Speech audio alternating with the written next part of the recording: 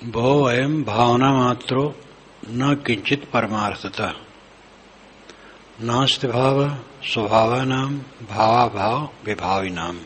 भवः अयम भावना मात्र, अयम भवः यह संसार भावना मात्र है। संसार है ही नहीं, भावना है उसकी।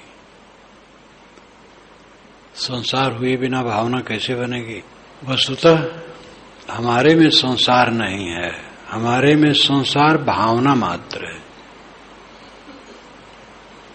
हमारी भावना से संसार का अलग अस्तित्व है, लेकिन हमारे में जो संसार है वो भावना मात्र है। ये पारख दृष्टि है। वेदांत के अनुसार, जैसा कि वेदांती कुछ मानते हैं कि जगत तीनों काल में नहीं है ही नहीं, कहीं नहीं है, ये उनकी जबरदस्ती है। जगत न होता तो बोलते न, देही न होती, वाणी न होती, मुंह न होता, बोलते कहां से? जगत में बोला जाता है, लिखा जाता है, पढ़ा जाता है, मठ स्थापित होता है, प्रचार किया जाता है, शिष्य शाखा बनते हैं। जगत तो प्रत्यक्ष है, लेकिन वो जबरदस्ती करते हैं, जगत है ही नहीं। तो इस ढंग से जबरदस्ती करके सिद्ध करना कोई समझदारी नहीं। सच्चाई यह है कि जो जगत दिखाई देता है ये बदलता हुआ भी सदा है, लेकिन आत्मा से अलग है। ये आत्मा नहीं है। आत्मा में जगत तीनों काल में नहीं है। मेरे में जगत तीनों काल में नहीं है। जगत में जगत तीनों काल में है, लेकिन आत्मा में जगत तीनों काल में नहीं है। अयम भव भावना मात्र, यह भव भावना मात्र है। ये संसार हमारे में भावना मात्र है। भावना हटा दें, संसार समाप्त है। जो दुख होता है भावना से होता है। इसी में एक श्लोक है बड़ा महत्वपूर्ण। उसका भाव है कि कौन ऐसा समय है और कौन ऐसी उम्र है जब द्वंद्व न हो।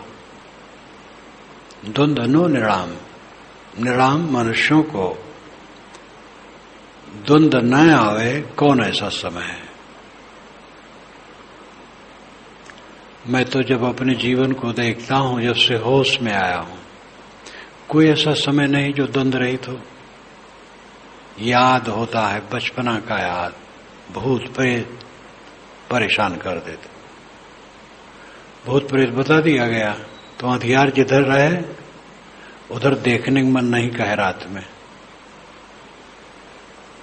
ढिबरी जलाने के समय रहे, माता वरांदे के पश्चिम तरफ रसोई घर रहे, उसमें भोजन बनावे तो उसका प्रकाश कुछ रहे और ढिबरी जले।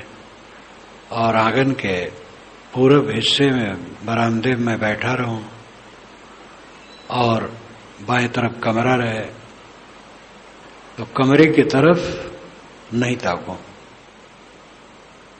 और उधर कमरे के अंदर में अंधियारा है, भूत वहां हो गए। माता की तरफ ताको, वहां प्रकाश जलता है। और जब कहे पिता को बुला लाओ भोजन के लिए तो जाना पड़े। तो आगे जब बढ़ूं, जिसको ड्योढ़ी कहते, फिर बरामदा, फिर आंगन, लंबा चौड़ा सब रहा, तो भागते हुए जाता था एकदम जोर से। तब जाकर के कहूं पिताजी से भोजन कर लीजिए। बिला काम का भय। थोड़ा बड़ा हुआ तो इतना तो नहीं रहा, लेकिन फिर भी भूत प्रेत तो दिमाग में रहे। और इतने नहीं, बहुत बहुत भय, बहुत बहुत भय।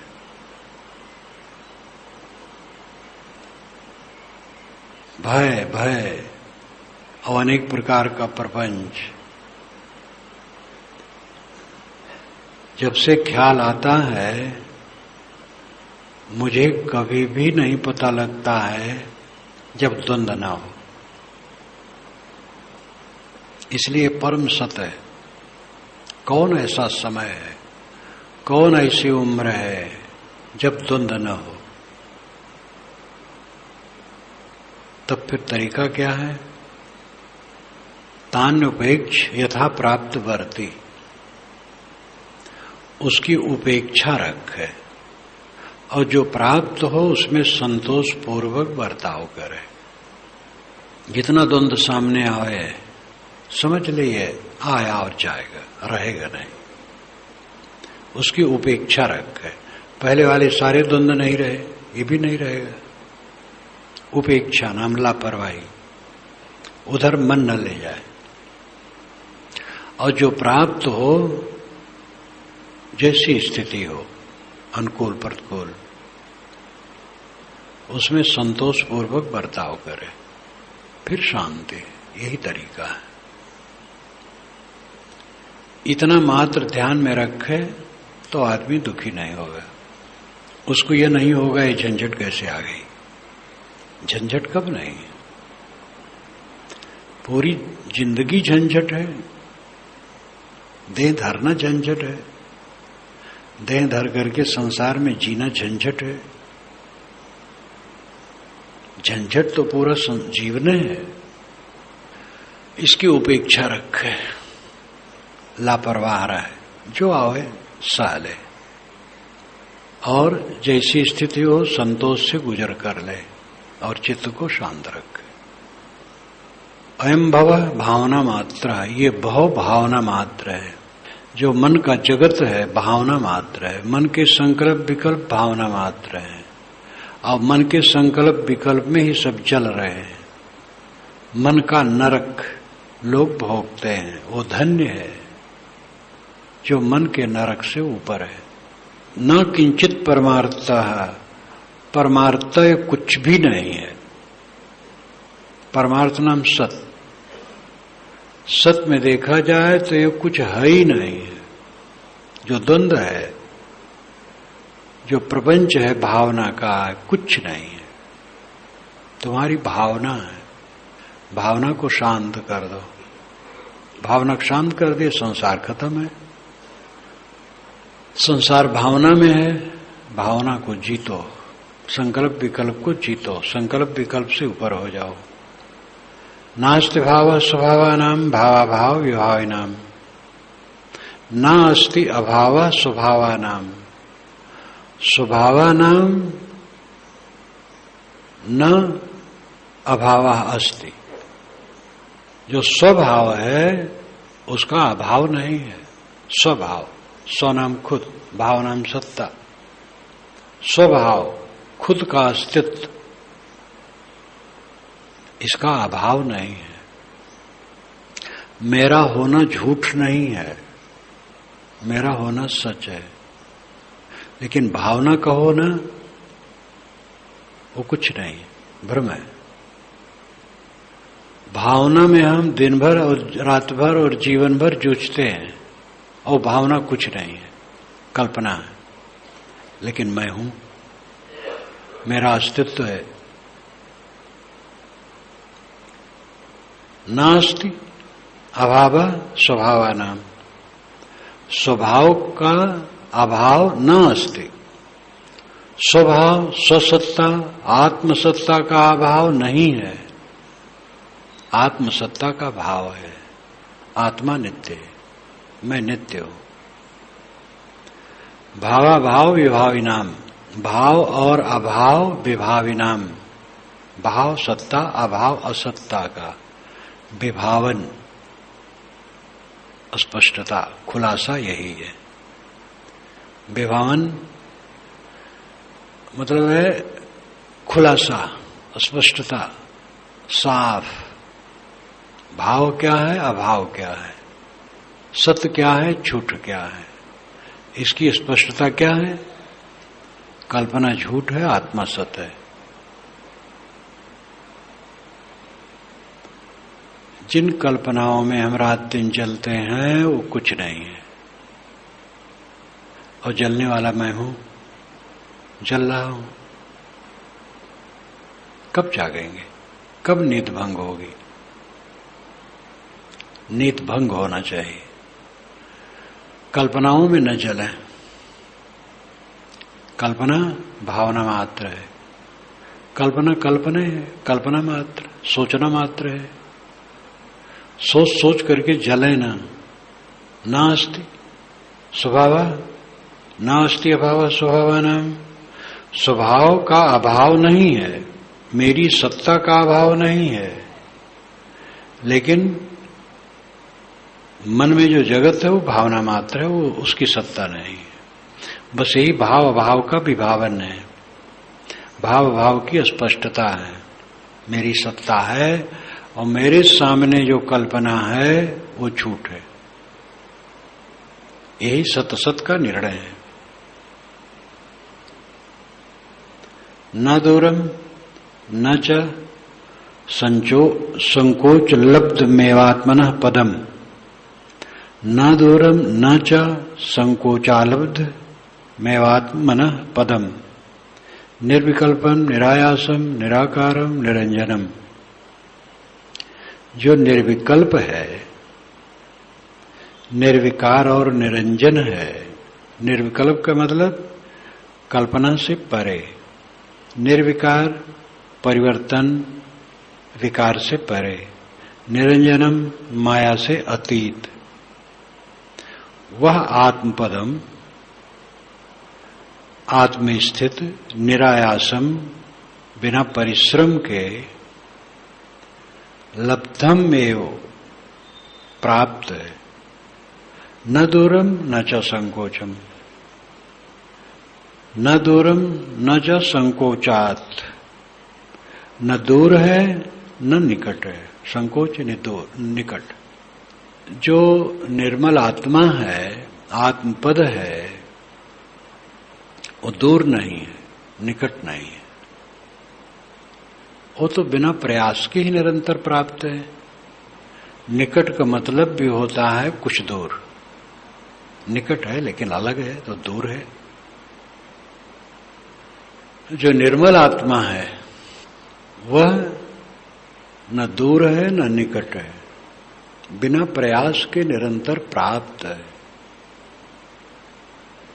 निरायासम, बिना प्रयास, प्रयास कुछ नहीं करना, तुम ही हो।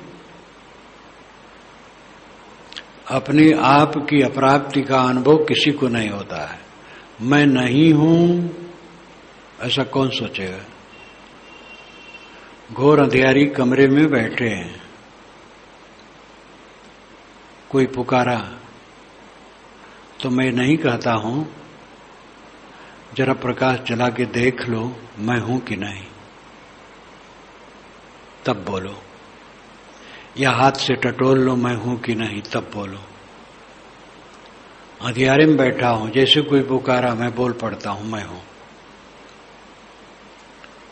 आत्मस्तित्व के विषय में कोई संदेह नहीं। यह दूर नहीं है, निकट नहीं है। निकट कहा जाता है, निकट का अर्थ भी वही होता है अपना आपा। कहने के तरीके अलग अलग हैं, उन सब तरीकों में अपने अर्थ हैं, इसलिए किसी तरीका का झट से खंडन नहीं करना चाहिए। जो कथन करने वाला है उसका भाव क्या है ये देखना चाहिए, समझना चाहिए। नेरे न खोजे बतावे दूर, साहब कहते हैं, दूर बताते हैं, निकट नहीं खोजते हैं। यहां निकट का अर्थ है अपना आपा ही, वही निकट है। उस ढंग से वहां कहा गया है। यहां कहा गया वो निकट नहीं है, दूर नहीं है, दूर नहीं है और निकट भी नहीं है, क्योंकि निकट होने पर भी दूरी है, स्वयं है। तो यहां कहने का तरीका ऐसा है,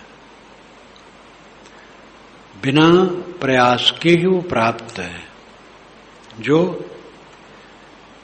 कल्पनातीत, निर्विकार और निरंजन है। व्यामोह मात्र विरतो स्वरूपादान मात्रतः बीत शोका विराजन्ते निरावरण दृष्टया। व्यामोह मात्र से विरत होने पर, जितना मोह है उससे एकदम विरक्त हो जाने पर, स्वरूपादान मात्रतः, स्वरूप आदान मात्रतः, स्वरूप का आदान हो जाने पर, आदान नाम आ जाना, प्रदान नाम चला जाना, दे देना। बाहर का मोह मिटा और स्वरूप का बोध हुआ,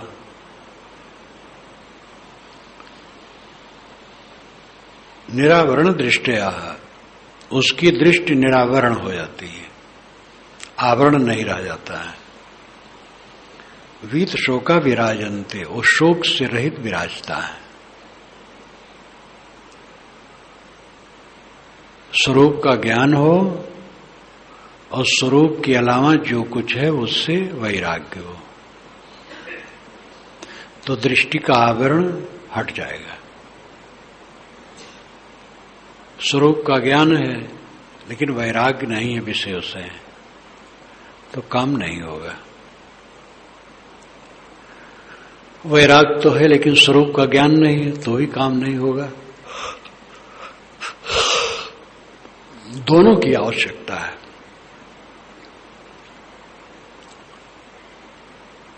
पहले जान स्वरूप को पाछे बंधन चीन, दोनों की परिचय भई तभी मोक्ष रसगीन, ये विशाल देव ने कहा। पहले स्वरूप को जाने, फिर बंधन को समझे, और दोनों को जो समझ लिया उसको मोक्ष है। पहले जान स्वरूप को पाछे बंधन चीन, दोनों की परिचय भई तभी मोक्ष लख लेन। परिचय का यहां अर्थ है, जैसे परिचय है वैसे ठहर जाए। परिचय भर हो गया, ठहरा नहीं तो कैसे होगा। परिचय तो बहुत को हो जाता है, जान जाते हैं, लेकिन वो दशा में ठहरे नहीं है तो दुख नहीं छूटेगा। परिचय हो जाए और परिचय के अनुसार चित्त की स्थिति हो जाए। अपना स्वरूप निराला है और जो कुछ मिला है सब कुछ मेरे साथ रहने वाला नहीं, सब दुख से भरा है। ये समझ करके ऐसी चित्त की स्थिति निरंतर हो जाए, बस वो शोक से मुक्त है। वीत शोका विराजन्ते, वो शोक से रहित होकर के शोभायमान संसार में होता है। समस्तम कल्पना मात्र महात्मा मुक्त सनातना इत विज्ञाय धीरो ही किमभ्यस्त बालवत।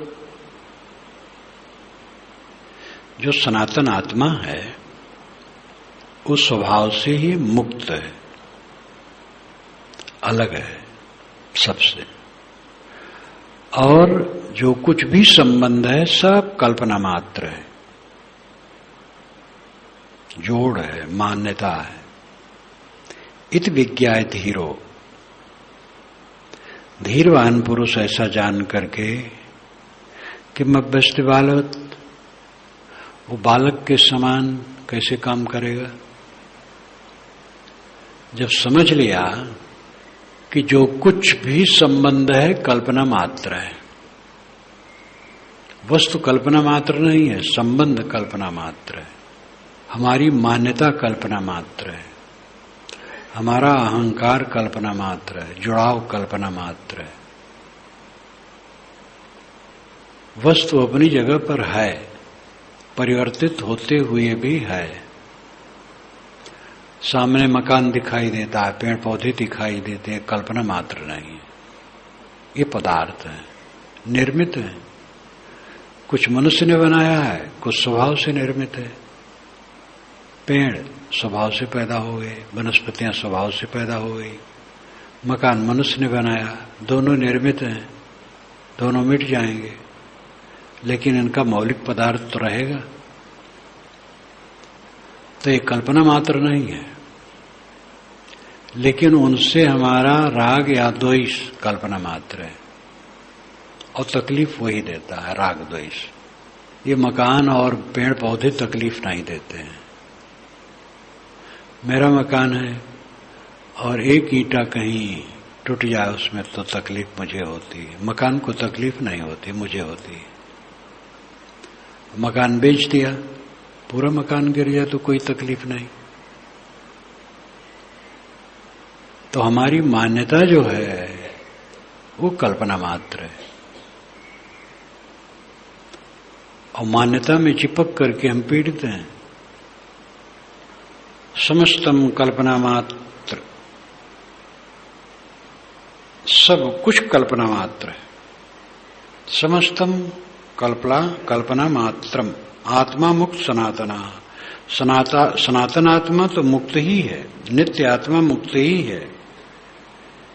ऐसा समझ लिया अगर, तो कल्पना छोड़ करके वो मुक्त हो गया।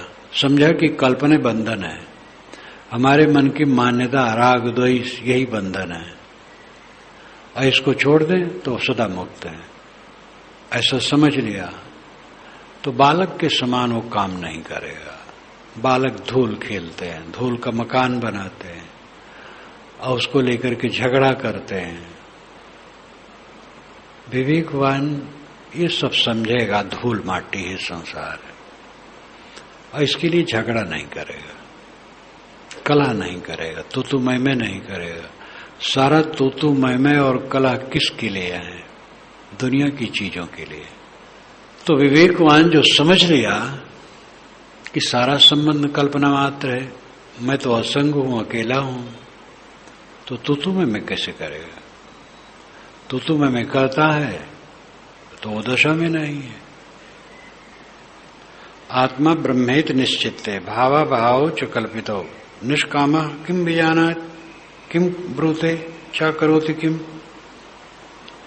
आत्मा ब्रह्म इति निश्चित्ते, जिसको निश्चित है कि आत्मा ही ब्रह्म है, ये जीव ही शिव है।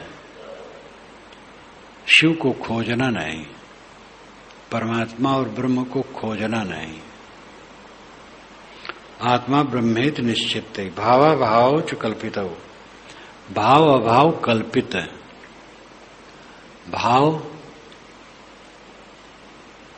होना, अभाव न होना, ये चीज है, ये चीज नहीं है, ये मिली, ये नहीं मिले, ये सब कल्पना है। जो मिला हो उसमें संतोष करो बस। ये नहीं मिला, वो नहीं मिला,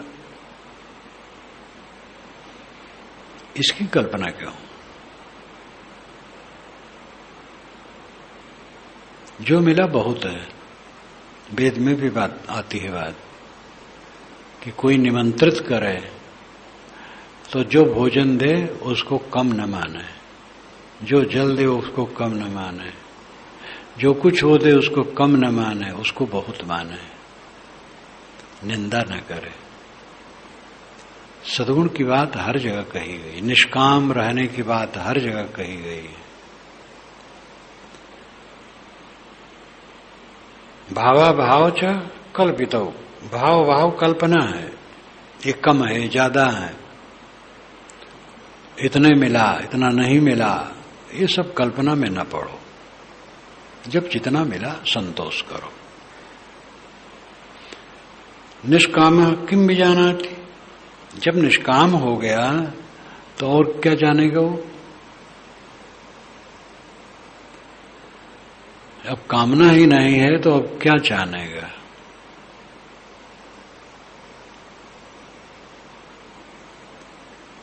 अगर अपने को नहीं जाना तो पढ़ के क्या किया, और अपने को जान लिया तो पढ़ने की क्या जरूरत रही? जब जान लिया अपने को ठीक से कि जो कुछ प्राप्त होता है वो कल्पना है और हमारा स्वरूप ही ब्रह्म है, महान है, अपनी महानता में मस्त हो गया। अब क्या तकलीफ रह गई, क्या छूटा, क्या मिला, क्या बना, क्या बिगड़ा। आत्मा ब्रह्मेत निश्चित है, आत्मा ही ब्रह्मे निश्चय हो गया तो भाव अभाव सब कल्पित लगे। निष्काम किम बीजाना, अब निष्काम पुरुष और क्या जानना चाहेगा। किम ब्रूते, क्या बोलेगा। च करोति किम, और क्या करेगा। न उसको कुछ जानना रहा, न करना रहा, न बोलना रहा। मैं ब्रह्म हूं, महान हूं, श्रेष्ठ हूं, पूरा है, और क्या चाहिए। और भाव अभाव तो संसार की दशा है, एक समान नहीं रहता है, सब जगह परिवर्तन परिवर्तन परिवर्तन। बड़ों बड़ों के जीवन में देखो, जो राजा था युधिष्ठिर, उसका ऐश्वर्य देख करके दुर्योधन षड्यंत्र में पड़ गया। धृतराष्ट्र से कहा, पिताजी ये धीरे धीरे जम जाएंगे, अभी मेरे अधिकार में कोश है और मंत्री हैं, इनको वाराणवत भेज दीजिए उत्सव देखने के लिए।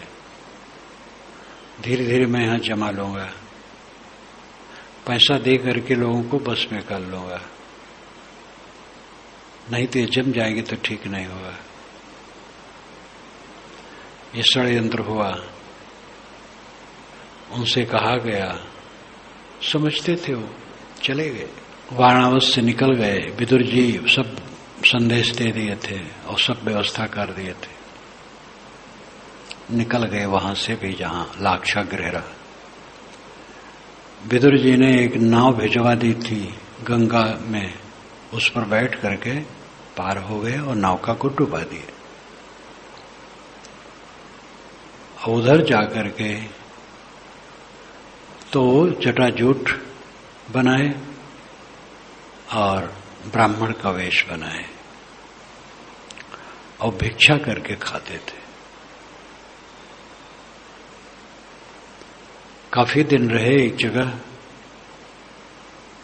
तो कुंती ने कहा, बेटा यहां का वन और उपवन अनेक बार देख लिया तो अब फिर उतना आनंद नहीं आता है, स्थान बदलना चाहिए। भिक्षा भी यहां अब कम मिलती है, इसलिए आगे चले। युधिष्ठिर ने कहा, आपकी आज्ञा सिरोधार है, लेकिन और 4 भाइयों से पूछना होगा उनका मन है कि नहीं।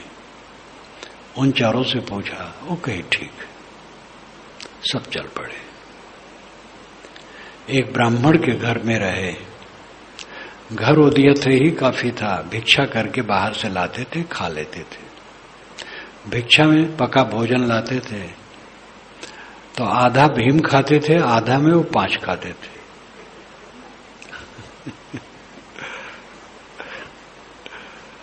भीम बहुत बलवान थे, बहुत भारी शरीर के थे। अब कहते हैं, लिखा है, पता नहीं कितना सच है, ज्यादा खाते होंगे। फिर जाकर के कुम्हार के यहां टिके और वहीं से फिर वहां भी भिक्षाटन करते थे। वहीं से द्रौपदी के स्वयंवर में गए। जो एक राजपुरुष था वो भीख मांग के खा रहा। द्रौपदी पर विजय हुई, उनकी प्रसिद्धि बढ़ी, धीरे धीरे सब जान गए। जब इन्होंने ब्राह्मण वेश में तो थे, बाण मारा तो इनका लक्ष्य भेद हुआ। अब हलचल हो गई। छात्री लोग सब जुटे थे, कहे कि ये ब्राह्मण का क्या अधिकार है। तब कोई कहे कि भाई ये तो लिखा नहीं है कहीं कि अमुक जाति का ही इसमें लक्ष्य भेद है। जब सबके लिए है तो कोई भी कर सकता है। अब हलचल हो गई, एक दूसरे खींचना और हल्ला करना और गुंडागर्दी। लेकिन द्रौपदी को लेकर के लोग युधिष्ठिर कहे चलो यहां बड़ा गड़बड़ है, चुपचाप निकल चलो। निकल गए तो द्रुपद ने धृतराष्ट्र को भेजा कि देखो पता लगाओ ये कौन है, ये जो द्रौपदी को जीते हैं ये सामान्य नहीं लगते हैं देखने में, व्यवहार में। तो छिप करके गए कुम्हार के घर, देखे, पता लगाए तो आए बताए कि लगती नहीं है कि वो ब्राह्मण है, वो ठाकुर लगते हैं, क्षत्रिय। फिर अंत में उन सबको निमंत्रित करके राजभवन में लाए और यथावत विवाह हुआ। उसके पश्चात प्रसिद्धि हुई तो धृतराष्ट्र ने बुलाया, फिर राज दिया तो फिर कला हुआ, राज दिया तो राजसू यज्ञ कर डाले युधिष्ठिर। तो अब उसमें धन दौलत खूब आया, दुर्योधन को दुख हो गया तो बस जुआ का चक्कर डाला और उसमें सब जीत करके वन भेज दिए। 12 बरस तक वन में रहे और 1 बरस अज्ञातवास रहे। क्या संसार है। राम जंगल में रहे और शर्त थी किसी को दिया न खाएं, शिकार करें, फल लाएं, खाएं, जो भी करें, लेकिन किसी को दिया न खाएं। 14 बरस तक ये सब कठिनाइयां उनको आई। सामान्य को भी सब आता रहता है, किसी का दिन बराबर नहीं रहता है, सब क्षणभंगुर। आत्मा ब्रह्म है ऐसा जिसको निश्चय हो गया, भाव सब कल्पित हैं, ये सब आते जाते रहते हैं, निष्काम हो गया संसार से, तो और क्या जानने की इच्छा रह गई, क्या करने की इच्छा रह गई, क्या बोलने की इच्छा रह गई, सब इच्छाएं शांत हो गई। न विक्षेपो न चैगाग्रं नातिबोधो न मूढ़ता, न सुखम न चावा दुखम उपशांतस्य योगिना। जो योगी उपशांत है, पूर्ण रूप से शांत है, उसके लिए विक्षेप नहीं है, चित्त की चंचलता नहीं, इसलिए उसको एकाग्र करने के लिए कोई जरूरत नहीं है। चित्त चंचल ही नहीं है तो किसको एकाग्र करे। नातिबोधो, अतिबोध नहीं है, दुनिया की बहुत बात नहीं जानता है, व्यवहार की बहुत बातें नहीं जानता है, दुनिया की ज्ञान विज्ञान नहीं जानता है। न मूढ़ता, लेकिन मूढ़ नहीं है। मूढ़ उसे कहते हैं जो अपने को न जाने और अपने बंधन को न जाने। आध्यात्मिक भाषा में मूढ़ वही है, इस पुस्तक की दृष्टि से भी मूढ़ वही है। बार बार मूढ़ उसको कहा गया है जो अपने को न समझे और अपने बंधन को न समझे। और बहुत दुनिया भर को जाना, बड़ा ज्ञान विज्ञान है, अनेक दर्शनों का ज्ञान है, बहुत छानबीन और विश्लेषण है, लेकिन अपने को नहीं जानता है, अपने बंधन को नहीं जानता है, बंधन से निवृत्त होकर शांत नहीं रह पाता है, तो क्या जानता है। अपने को जानना, बंधन को जानना, इसका भी अर्थ यही है कि वो शांत आत्मा है। और शांत आत्मा नहीं है तो अपने को नहीं जानता है, जानते हुए भी नहीं जानता है, खाली बौद्धिक ढंग से जानता है। अपने को जान लेने का मतलब है शांत हो जाना। जहां से आओ अमर वह देशवा, कोई अमर देश दुनिया में नहीं है, आत्मा ही अमर देश है। आत्मा अपने आप को भूल कर दुनिया में भटकता है और भटकना बंद होना अपने देश में आ जाना है। अपने देश में वही आया जो उद्वेग शून्य हो गया, जिसमें उद्वेग नहीं है। उद्वेग दृश्य को लेकर के होता है और दृश्य सब क्षणिक क्षणिक क्षणिक क्षणिक। कितने अहंकारी चमके बुझे दुनिया से चले गए, झूठा है अहंकार, आया कबीरा फिर गया, झूठा है अहंकार। जो हाथ चमकाते थे, गुर्राते थे, सड़ के जल के खत्म हो गए। देखते देखते सबका अहंकार बुझ जाता है। इस सच्चाई को समझने वाला ज्ञानी है, मूढ़ नहीं है। जो दृश्य का अवलंब लेकर के क्षोभित होता रहे, वो मूढ़ है। सारा क्षोभ दृश्य के अवलंब में है।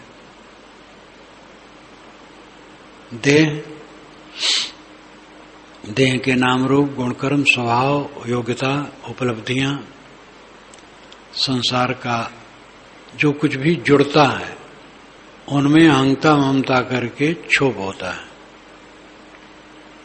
तटस्थ रहे तो क्षोभ नहीं होगा। जो तटस्थ रहे, क्षोभ विहीन रहे, वो मूढ़ नहीं। जो क्षोभित हो वो मूढ़ है। हमारी मूढ़ता कितनी खत्म हुई है, स्वयं सब सौध है। दूसरे को तो सब मूढ़ मानते हैं।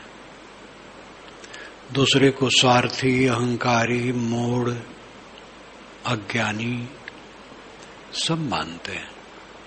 अपनी मूढ़ता, अपने अज्ञान को देखने वाला धन्य है। न विक्षेपो न चैकाग्रम नातिबोधो न मूढ़ता, न सुखम न चावा दुखम, न सुख है न दुख है। दृश्य पदार्थों से जुड़ करके सुख मानना अज्ञान है। भोग पदार्थ मिलने से, सम्मान मिलने से, प्रतिष्ठा मिलने से सुख मानना घोर अज्ञान है। कुछ रहेगा? किसी का रहा है? सब भागा जा रहा है, सब भागा जा रहा है। जो हर समय सब कुछ को झूठ समझता है, क्षणिक क्षणिक क्षणिक क्षणिक, किसमें हर्ष करे, किसमें शोक करे, किसको लेकर के गुमान करे, किसको लेकर के क्षोभित हो।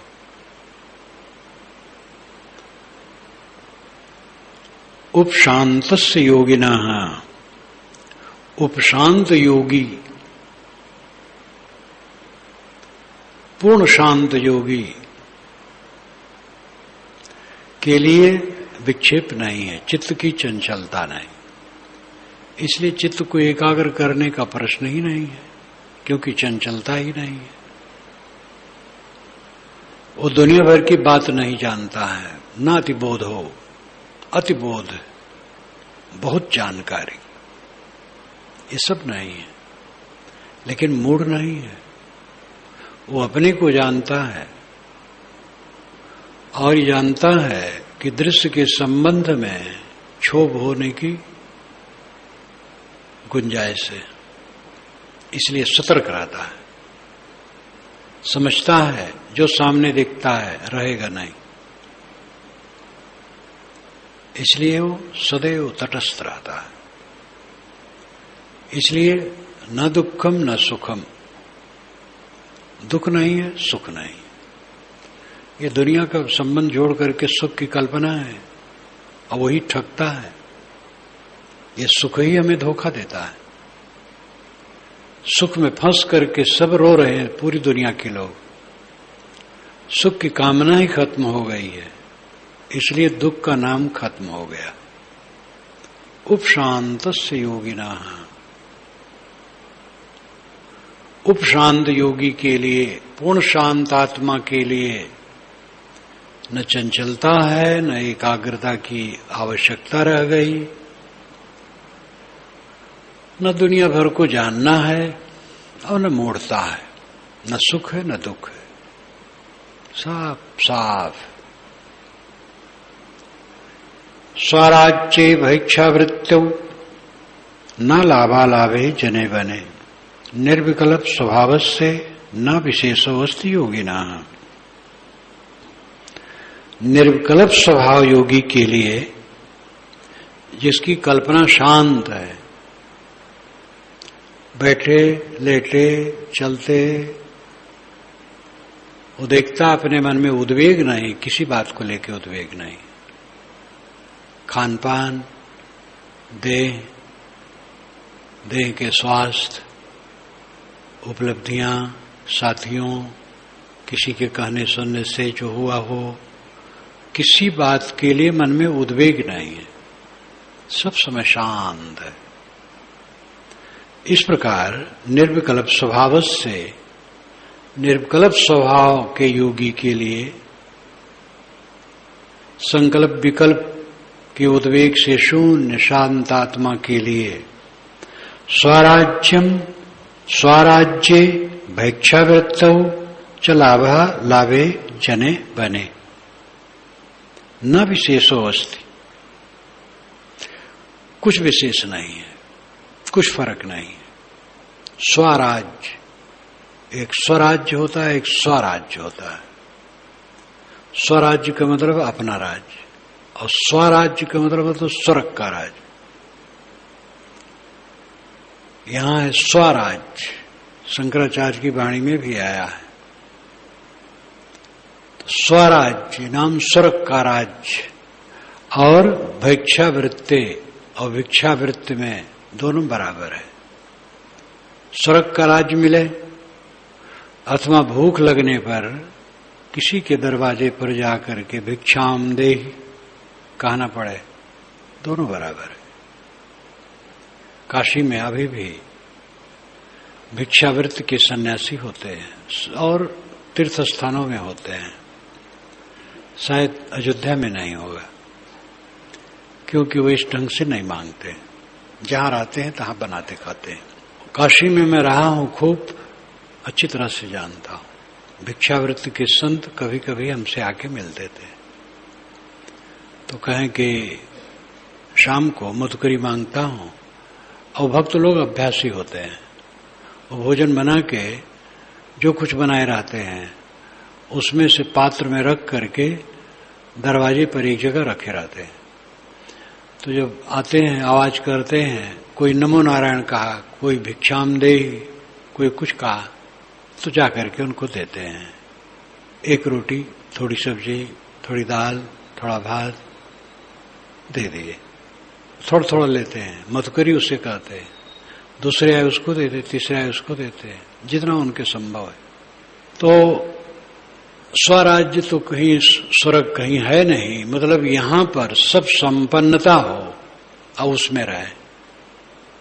या भूख लगने पर भिक्षा मांग ले, उसमें लाभे दुनिया की वस्तुओं का लाभ हो जाए अथवा लाभ न हो। जने बने, जने भीड़ में रह करके और बने वन में अकेले रह करके। न विशेषो अस्ति, कुछ विशेषता नहीं, कुछ फर्क नहीं। किसके लिए? निर्विकल्प स्वभाव से योगिना, जो योगी निर्विकल्प स्वभाव का है, उद्वेग शून्य स्वभाव का है, संकल्प विकल्प वृत्तियों से ऊपर का स्वभाव का है, उसके लिए कुछ फर्क नहीं। पूरे जीवन का लेखा जोखा मन में होता है। जीवन कैसा है मन से पता लगता है। अपने अपने मन को देखो। यहां तो हम लोग बहुत से साधु वेशधारी बैठे हैं जो मर चुके हैं दुनिया से, बरसों पहले मर चुके हैं, और उसी कपड़ा मिला है, अचला लंगोटी हम कहते हैं। मुर्दों को जो दिया जाता है वो कफन और आड़बंद कहा जाता है अवधी भाषा में। हम लोगों की जैसी लंगोटी होती वैसे उनकी रहती है। 2 फर्रा फाड़ दिए, एक कमर में बांधती है और एक आगे से पीछे खोसते हैं, ऐसा करते हैं, और सफेद कपड़े में लपेट देते हैं, कफन। हम लोग कफन और आड़बंद पहने मर चुके हैं, अपने अपने गोदों के कितना मर चुके हैं। लज्जा होनी चाहिए। अभी नहीं मरे, अभी उद्वेगित हैं, उलझे हैं, अशांत हैं, चित्त आंदोलित है। देखो अपने को, जो साधुवेश में नहीं है, भक्त लोग हैं, उनको भी देखना चाहिए। ये तो वेश होना न होना एक मर्यादा है, आश्रम की भिन्नता है, लेकिन परम शांति सबको प्रिय है। जीवन का फल परम शांति, और परम शांति की कसौटी कौन करेगा? दूसरे को कौन समझ पाया है? और दूसरा समझ ले तो हमारा फायदा क्या है? हमें सब जीवन मुक्त माने तो हमारा क्या लाभ होगा, और हमें सब बंधा हुआ माने तो हमारा क्या नुकसान होगा? जो हम हैं सो हैं। अपने को देखो, अपने को संभालो, अपना चित्त उद्वेग शून्य हो, शांत आत्मा। और उद्वेग शून्य हो जाएगा जब, तब लोभ, लालच, क्रोध, द्वेष, कटवचन, ईर्षा, निंदा, ये सब कहाँ रहेगा? दुख मानना, पीड़ित होना, संतापित होना कहाँ रहेगा? जीवन है वही जिसमें संताप न हो। मन के संताप से जो मुक्त है, मन की पीड़ा से जो मुक्त है, मन के क्लेश से जो मुक्त है, वही इंसान है। इंसान कह देने से सब हो गया, साधुओं, गृहस्थों, स्त्रियों, पुरुषों, सब हो गया। इंसान सबसे बड़ा है। मनुष्य, मनुष्य वह है जो पीड़ित न हो, संतापित न हो, उद्वेगित न हो, जिसके मन, वाणी, कर्म मधुर हो। स्वराज्य भिक्षावृत्त्यौ च लाभे लाभे जने बने, निर्विकल्प स्वभाव से न विशेषोस्ति योगिना। निर्विकल्प स्वभाव के योगी के लिए बहुत ऐश्वर्य, भिक्षावृत्ति, लाभ हानि, भीड़ और बन सब बराबर है। कुछ नहीं रखा है दुनिया में। कृत्यम किमपि नैवास्ति न कापि हृदय रंजना। यथा जीवन में जीवन मुक्त से योगिना। जीवन मुक्त योगी के लिए देह में रहते रहते जो देह से मुक्त है, हर समय देह से मुक्त है, देह दिखाई देती है, जहां छूट जाए छूट जाए, पहले से छोड़े बैठा है। कृत्यम किम अपि न एव अस्ति, उसको कुछ करना बाकी नहीं है। जिसका चित्त शांत हो गया, तृष्णा शांत हो गई, उद्वेग शून्य हो गया, जिसका मन का ताप समाप्त हो गया, उसको कुछ करना बाकी अब नहीं। शरीर का निर्वाह है, इसलिए कुछ करना होता है, अलग बात है। दूसरे की सेवा जो बन सके करना, वो सहज है। अब अपने कल्याण के लिए कुछ करना बाकी नहीं रहा, पूरा हो गया। बस उसी को संभाले रहना है, असावधान न हो। कृत्यम किमपि न एव अस्ति, उसको कुछ करना बाकी नहीं रहा। न का अपि हृदय रंजना, और हृदय में रंजन अब नहीं रहा गया। दिल बहलाने के लिए कोई जरूरत नहीं रह गई। कुछ देख लो, कुछ सुन लो, कुछ खा लो, कुछ जान लो, और थोड़ा आनंद आ जाए, ये सब दरिद्रता उसको नहीं रह गई। देखने की इच्छा, सुनने की इच्छा, ज्ञान की बात सुनने की बात अलग है। ज्ञान की बात तो सुनना ही चाहिए। विशाल देव की याद आई, जब मैं सन 58 में गया, बैराग संजीवनी पूरा पढ़वा के सुन लिए थे। श्री प्रेम साहब जी ने कहा मुझसे कि साहब आपसे बात करना चाहते हैं और सुनना चाहते हैं। साहब निर्णय के बड़े प्रेमी हैं, जो वो कहेंगे बोलने के लिए तो लज्जा न करना, संकोच न करना, बोलना। आप पर वो बहुत विश्वास करते हैं। हम कहे उनकी कृपा है हम जैसे तुच्छ जीव के लिए। तो साहब एक बात पूछ ले और मैं बोलता रहूं, देर तक बोलता रहूं। और मेरी आदत है धीरे से धीरे बोल लो और जोर से भी बोल लो, धीरे धीरे बोलता रहता। तो साहब को कष्ट नहीं होता था। जो कोई जोर से बोले फिर नहीं सह पाए, और मैं जब बोलूं तो कभी नहीं कहें अच्छा बढ़ाए दो, मैं बोलता रहूं, घंटा घंटा भी बोला। कल्याण पथ में तो कई लेख ऐसे हैं जो मैं घंटा घंटा भर बोला और दूसरे दिन बाग में जाके लिख डाला। 2-3 दिन में लिख लेता था तो सब ठीक रहता था, फिर देर हो जाए तब गड़बड़ा जाता था, विस्मरण हो जाता था। तो देहधारी हैं, जीवन मुक्त पुरुष हैं, लेकिन ऐसे लोग भी ज्ञान की बात सुनना चाहते हैं। तो ज्ञान की बात सुनना ठीक है, लेकिन दुनियादारी बात सुनना, दुनिया को देखना, क्या देखोगे? ये पाथर ईंट का शहर और पेड़ पल्लों का जंगल और पत्थर और झरने पर्वत, क्या देखोगे? हाड़ मांस के मनुष्य, कुछ नहीं। देखते देखते तो पीड़ा पाए, क्या पाए दुनिया में?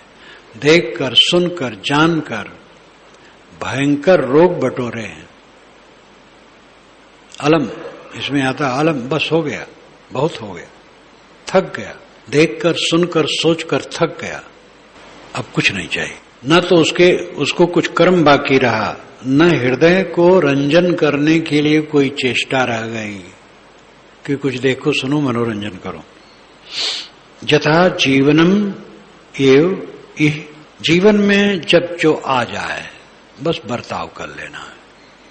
कभी महल, कभी झोपड़ी, कभी गली खोची, कभी शहर,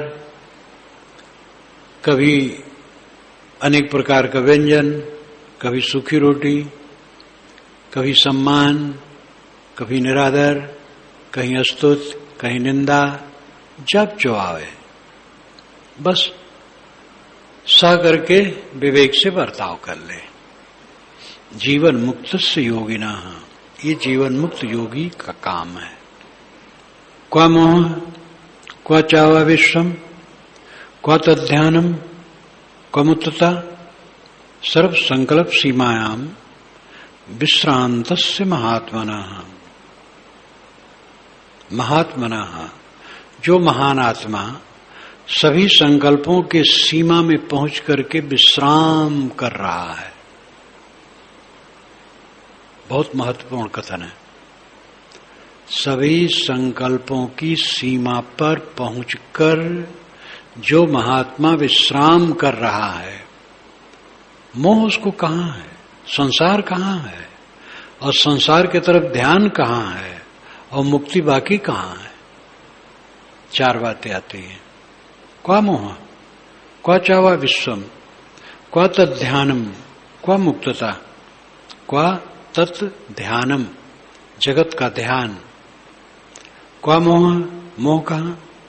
क्वा चावा विश्वम, उसके लिए संसार कहां? क्वा तद्ध्यानम, और इस संसार की तरफ ध्यान आकर्षित होना कहां?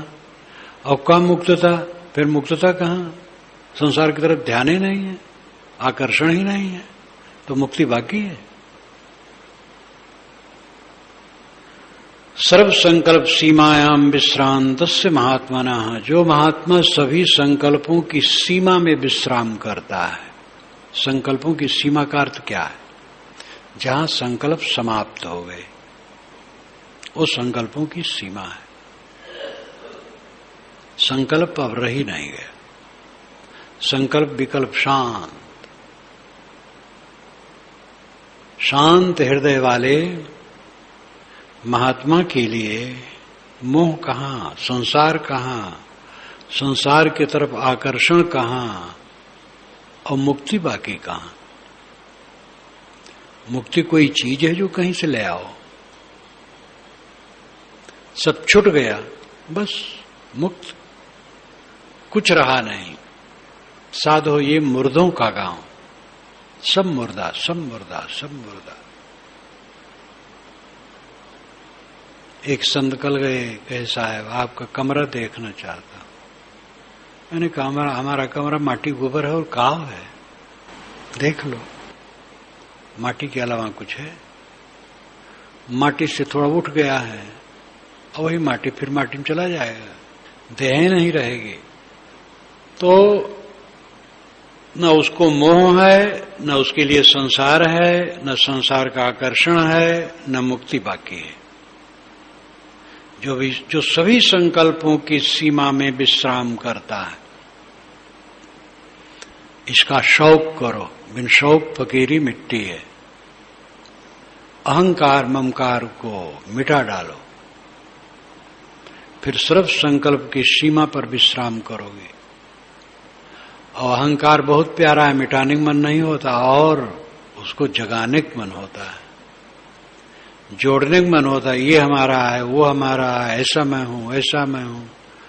और अहंकार पाला जाता है और जला जाता है। अनाद काल से कूड़ा कचड़ा अहंकार रोग अपनाए हैं हम और जल रहे हैं। ये जलना कब मिटेगा, कब शीतल होगे? इतना जान समझ करके भी शीतलता नहीं आई, कब आएगी?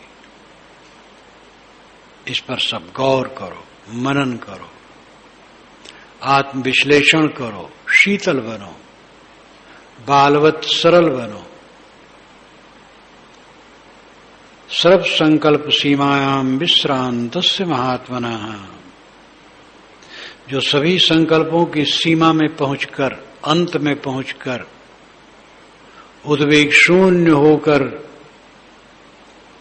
विश्राम कर रहे हैं, ऐसे महात्मा के लिए न संसार है, न मोह है, न आकर्षण है, न मुक्ति बाकी है, सदैव कृतार्थ है।